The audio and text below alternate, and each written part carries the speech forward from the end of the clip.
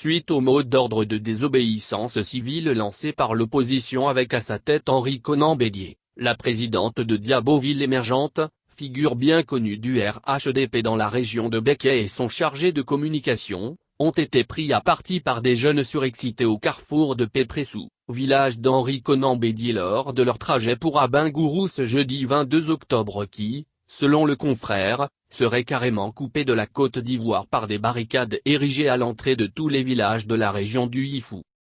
Selon les informations fournies par Okar Kouassi, correspondant du quotidien Le Jour Plus, journal proche des oufouettistes qui accompagnaient la déléguée communale RHDP Diaboto le matin de ce jeudi 22 octobre pour une cérémonie des Usifam, avec la ministre Lira Mata à Abengourou dans le cadre de la visite du président Alassane Ouattara pour la campagne électorale dans cette localité, ils auraient été confrontés à plusieurs barrages érigés le long du trajet.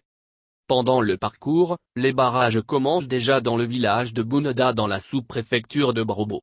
C'est là que commence notre souffrance.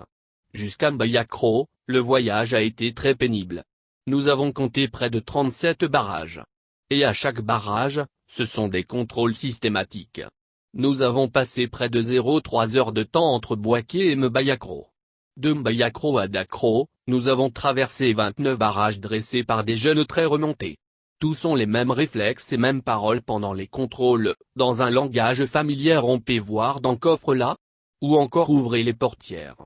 Jusqu'à aller se coucher sous la voiture pour vérification. On peut dire que la région de l'Ifou est prise en otage par des vandales sous l'effet des substances qui les ont mis dans un état second. Au barrage du carrefour Pépressou, village du tête de file de l'opposition Henri Konan Bédier, c'est là que tout va dégénérer.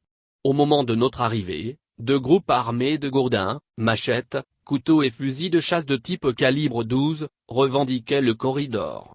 C'est ainsi qu'un jeune bien dans sa peau, nous a demandé de passer après avoir débarrassé les branches d'arbres. Alors qu'on croyait être libéré, qu'un jeune avec son lance-pierre, brise le pare-brise arrière du véhicule de type 4 signes de multiplication 4 Tucson appartement à Rebecca Yao, cadre RHDP. Ces jeunes voulaient coûte que coûte en découdre avec nous sous prétexte que Rebecca Yao, habillée en pagne RHDP donc, envoyée par le président Alassane pour espionnage.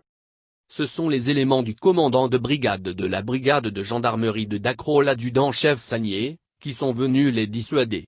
Plus tard après avoir passé à l'interrogatoire, nous avons été escortés jusqu'à Ananda pour notre sécurité.